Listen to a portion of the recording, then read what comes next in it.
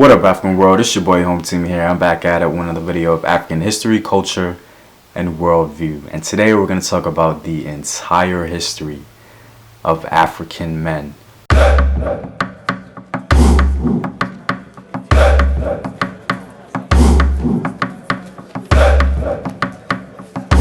So like my video on the entire history of black women, I can't go over, every black man in history.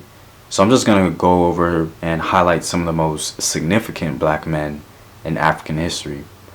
Now this video is not going to be exclusively about history, but it's also going to be a philosophical review of African men and their descendants. So like as women, black men are also very diverse. We can pretty much characterize black men into three major categories based on major language phylum. You have the Niger Congo man, which is the black man's primary and most dominant language group. Then you have the Nilo Saharan and the Afro-San black man. Black men's major civilization can be broken up by region. In West Africa, it was Wagadu, Mali, and Songhai. In Central and Southern Africa, it was Kanem, Congo, and Great Zimbabwe. And in Eastern Africa, he had Merowe, Egypt, and Aksum. These classical civilizations of Africa exemplify in part who the black man is and gives us clues concerning his nature. Upon studying these civilizations, you'll realize how different and diverse they all are, but more importantly, how his tremendous diversity impacted his story. You see, like all men, black men were never unified under any racial identity, but by ethnic or language group. But because the diversity of black men was so much more significant in size, this became in many ways his burden. The inherent beauty of black men and his greatness is his diversity, as it greatly contributed to the entire genetic fabric of our planet, literally building what we know today as a human race. But this greatness was also his weakness because, due to the gravity of his diversity, he was never able to consistently conquer himself, advancing a unified social or cultural political meaning amongst his brothers. Our goal today is to try and understand black men and their history. So what was the first black man like? What kind of culture did he develop? What were some of his first thoughts and ideas? Well, the very first significant cultural trait we see black men create is mummification, a culture that the world would marvel at thousands of years later. The first sign of complete mummification was called the Black Mummy, found in southern Libya. Scholars proclaimed the boy was of sub-Saharan origin.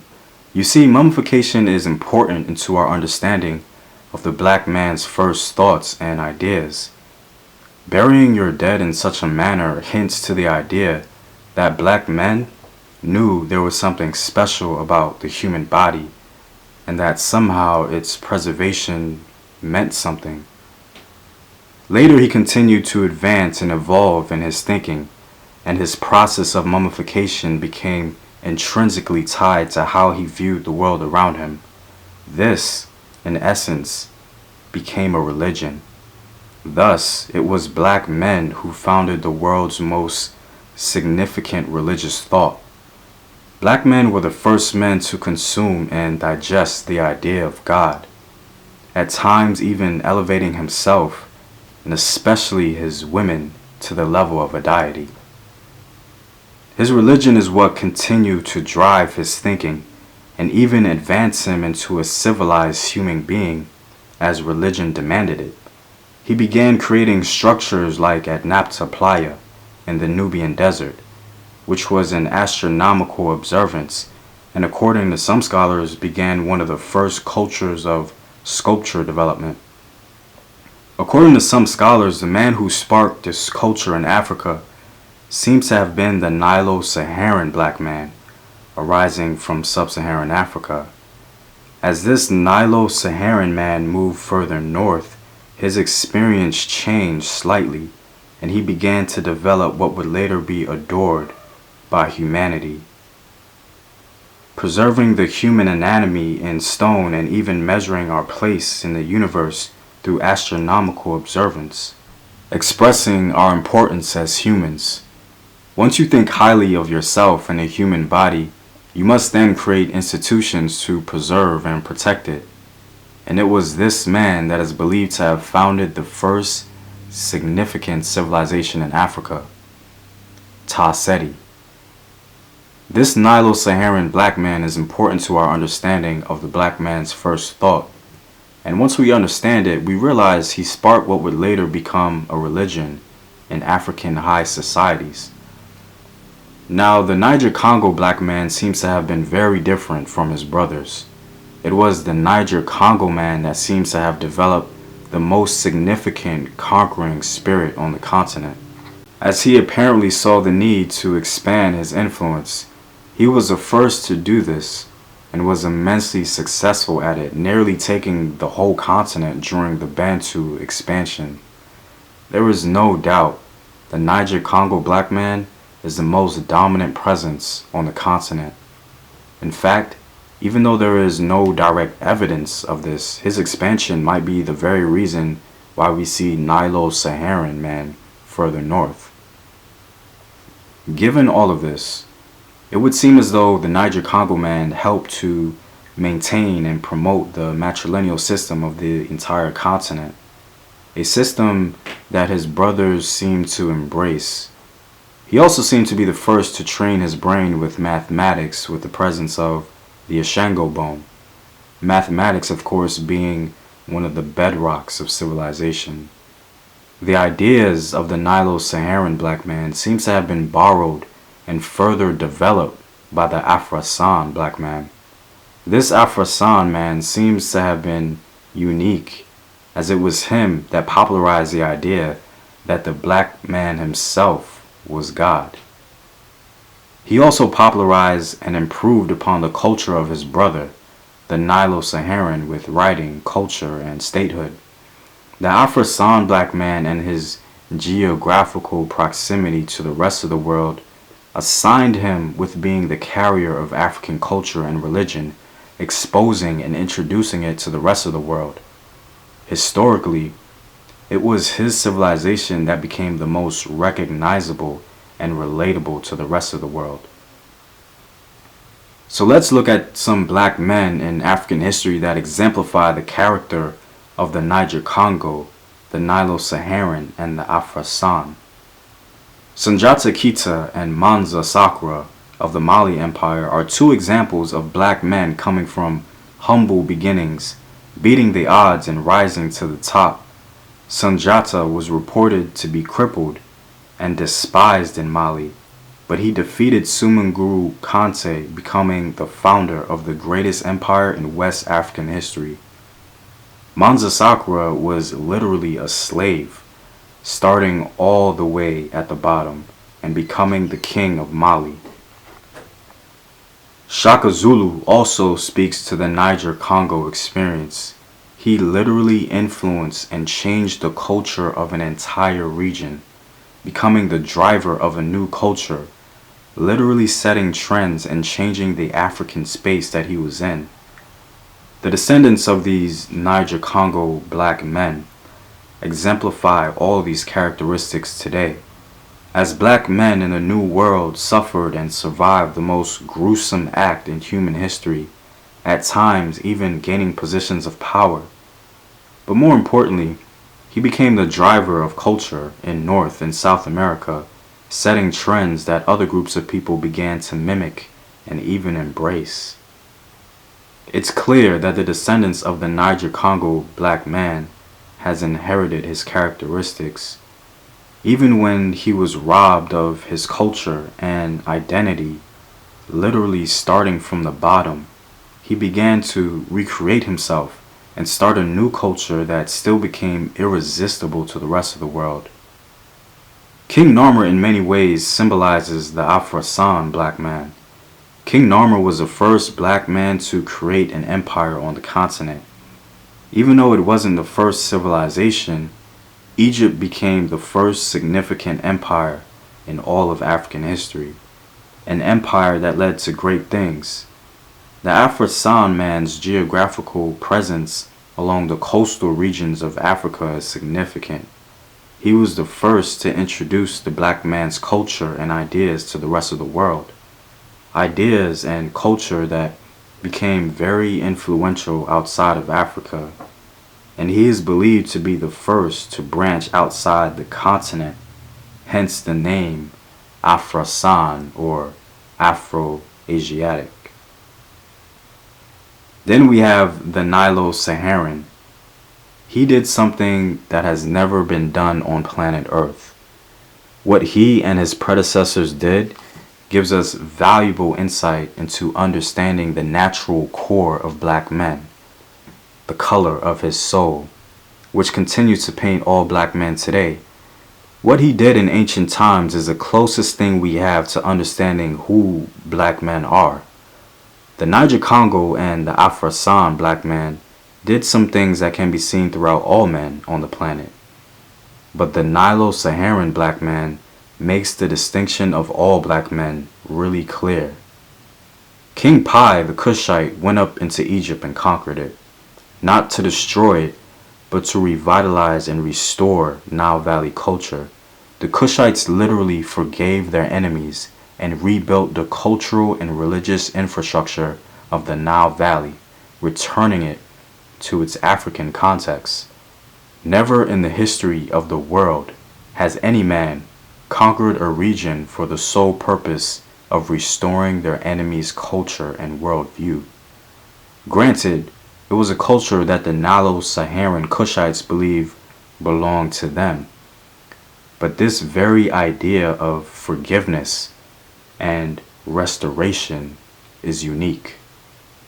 This one event exposes us to the core of all black men, how he views himself and the world around him. Despite the vast diversity of all these black men, the Niger Congo, Nilo-Saharan, and Afro-San black men, there seems to be one characteristic that unifies them, or at least dominates their nature, their core. It stems from a subconscious belief seemingly inherent to all black men, the belief that he is morally superior, or in other words, morally responsible for mankind, as if he'd been assigned by nature itself. The same way the Kushites believed the Egyptian culture ultimately belonged to them, thus making them morally responsible for its corruption. So too does the black man subconsciously believe that he is the first man, creating the first culture and the first civilization. Thus, according to him, he is burdened with supervising the moral compass of mankind. Why? Because in his eyes, nature itself assigned it to him. This belief, ironically, causes a very peculiar disposition amongst black men, which we'll call moral complacency. A disposition in which he very rarely fights against. I'll explain a little later. So how does this moral complacency tangibly play itself out? Well, the Niger Congo, Nilo-Saharan, and Afro-San never expanded outside the continent with the sole purpose of gaining resources and or wealth. The acquisition of land for black men had very little, if anything at all, to do with his feeling of worth or superiority. So ultimately, what is moral complacency, and how does it fit in with the story of black men? As black men left his home in Africa, he planted his seed across the entire planet. Every continent we look, we see pieces of his presence. But something happened that black men did not expect.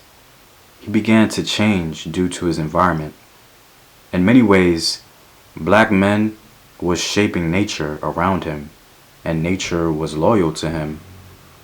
But little did he know that nature was also shaping him. Thus, as time passed, the nature of his genetic, cultural, and spiritual seed began to be very different from what he remembers. This is the origin of his fear, but we'll get to that later. Black men descend from a continent with plenty of land and resources, so there never really seemed to develop a sense of urgency to survive and at times even compete. The key word here being urgency. Like mentioned before, black men were no strangers to diversity and language barriers amongst himself, but unfortunately, because of this, he assumed every foreign man he encountered had a similar nature to his own.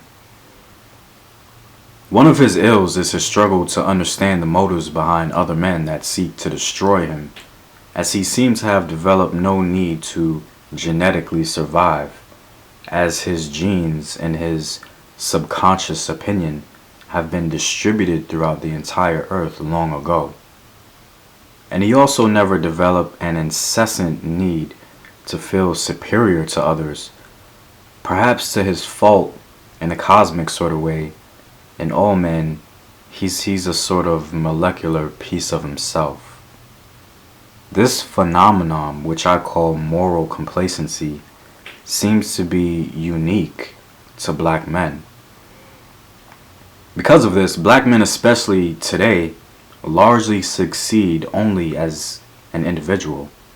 His greatness is seldom used to advance his own nation. Why? Mostly internal, but also some external factors apply, but ultimately because on a primordial level, he believes the world is his nation, as it originally belonged to him. His moral superiority has usually harmed him. That is his blessing and his curse, and though it provides him at times with cognitive dissonance, oddly enough, that is the only way he learned to be human. In essence, the only way he truly understands being human, and he feels burdened to teach mankind how to be like what he remembers, what he understands as human. The black man's greatest fear, no matter how irrational, is not that he will be annihilated, because to him that is simply impossible. The black man's greatest fear is coming to terms with the idea that the earth no longer belongs to him, that the earth abandoned its original creation, that he will not be the source of the earth's future evolution, that he will not be the source and the origin of humanity's next phase, that his idea of human is not what nature assigned it to be. This is why he remains morally complacent even when faced with the destruction of his own nation, because his moral complacency allows him to infiltrate himself in other nations, being the driver of its culture, becoming the ghostwriter for the social, cultural evolution of our planet. This is why he has no issue being successful as an individual in a society he did not create, because in his primal opinion, the earth will continue to belong to him, and he can continue to define what a human is. You see, back then, as he planted his seed across the planet in the beginning, he only saw himself and one version of humanity, but of course this has changed. This is not the humanity he has come to know and understand.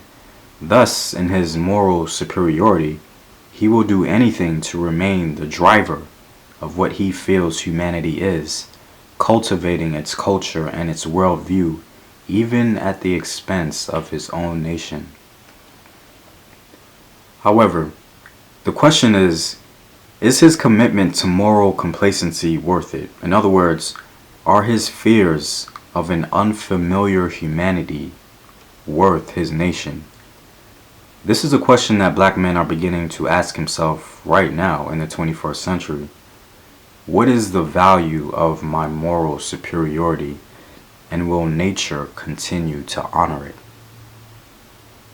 And when we, As black men finally answer this question, whatever the answer may be, it will greatly determine the social, political, and spiritual tone for the entire planet for the next 500 years. Why? Well, because black men have always been the spark of humanity's cultural and spiritual significance. He founded the first human moral codes. Let's really think about the subconscious of black men. Who was the first celebrated and well-known black man in African history? His name was Asar. And what did Asar concern himself with in life? The first thing that Asar did was teach others how to be human, how to be morally upright, and how to build civilization. This was the first championed image of a man that black men developed for himself. The first thought of black men, his first celebrated figure in his mind, advanced characteristics of teaching men how to be human, teaching them a morally proper worldview. And what happened to Asar? He was killed and dismembered, and later his wife brought his pieces together and wrapped it up in the first ever mummification process. For the black man, mummification exemplifies the importance of the human body, but more importantly, what the human body means and represents. The first man was morally upright, teaching the world the idea of what a man is and what a human is, and it was him who was the first to be mummified or preserved. To the black man, preserving this ideal man or ideal human is of utmost importance to him. Even though black men have been dehumanized and despised by all groups of non-Africans, ironically, he alone invented the human institutions that became the only thing separating man from beast: art, culture, and civilization. This tradition is continued amongst his sons. Non-Africans continue to obsess and absorb and even mimic the black man's art and culture, but despise its creator. But strangely enough, that's not even the black man's burden. The black man's burden is not that he is oppressed and forgotten. His burden is being the moral, cultural, and spiritual compass of the human spirit. His curse is that he constantly seeks validation from which he deems the first reflection of his creator, nature, which in his subconscious mind may or may not be loyal to him anymore. Despite his extraordinary resilience to the most gruesome act in human history, his survival and his patience with humanity is unrivaled. One of his greatest attributes, which in many ways became a driver for his survival, is his creativity. Black men have continually done things that has not been done by any man on the planet. It's a rather impressive accomplishment. As most men on the planet needed the sword to do so, black man has done it with his mind. Well, what is it? It's his culture. The culture of black men is the only thing that has genuinely conquered the world. And that has become his greatest weapon for preserving his idea of human. Well guys, I'm all out. I want to dedicate more time and attention to my videos, so I'm making the transition over to Patreon. All my videos are going to be on Patreon, including my full courses. So this is going to be the last African history video on YouTube. So if you guys are interested in learning more about African history, you can go over to my Patreon page and support the home team. I want to be able to get my projects off the ground and ultimately be able to commit more time to teaching African history, and support on Patreon will allow me to do that. To gain access to my vids on Patreon, you can give $1 a month, and for access for projects and sources, you can give a little more. I already have the full courses on Wagadu Empire, the Mali Empire, and I'm currently teaching the Songhai Empire. My next full course will be about Timbuktu, under the Songhai Empire. I recently posted a timeline of African history from its earliest times to 1914 in order of significant events. This is very valuable information into understanding African history and gaining a proper historical perspective. I want to further improve these full lessons and my regular videos, and also help those interested gain access to resources on African history. You can subscribe to the Patreon page in the description box below. It's your boy Home Team. Know thyself. Remember your ancestors. Peace.